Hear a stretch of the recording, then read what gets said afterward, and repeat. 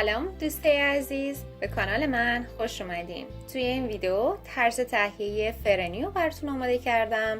امیدوارم که خوشتون بیاد. فرنی یک دسر خوشمزه است که معمولاً با نشاسته و یا آرد برنج درست میشه و خیلی هم مورد استقبال قرار میگیره. مواد لازم: آرد برنج 4 قاشق غذاخوری، شیر سرد 3 پیمانه، گلاب 1 قاشق غذاخوری، شیر عسلی 1 پیمانه و وانیل 1 قاشق چایخوری.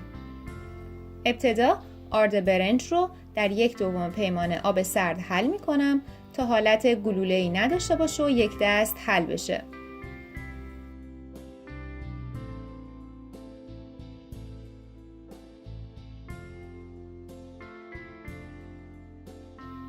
دو پیمانه شیر رو داخل قابلمه ریخته و روی حرارت متوسط گاز میذارم. وقتی که شیر شروع کرد به جوشیدن، حرارت رو کم کرده و آرد برنج حل شده رو بهش اضافه میکنم. از این مرحله به بعد باید حواستون باشه که مدام شیر رو هم بزنید.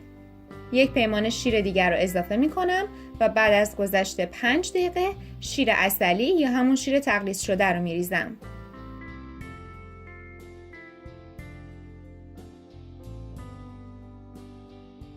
بعد از گذشت 3 دقیقه گلاب و وانیل رو اضافه می کنم و مدام هم میزنم تا فرنی به غلظت دلخواه برسه. دقت کنید که فرنی بعد از سرد شدن کمی خودش رو میگیره. سعی کنید که زیاد غلیظ و یا زیاد رقیق اون رو از روی حرارت بر ندارید. شما میتونید به فرنیتون مقداری زعفران دم کرده و یا پودر کاکائو بزنید که اینجوری بیشتر مورد استقبال قرار میگیره.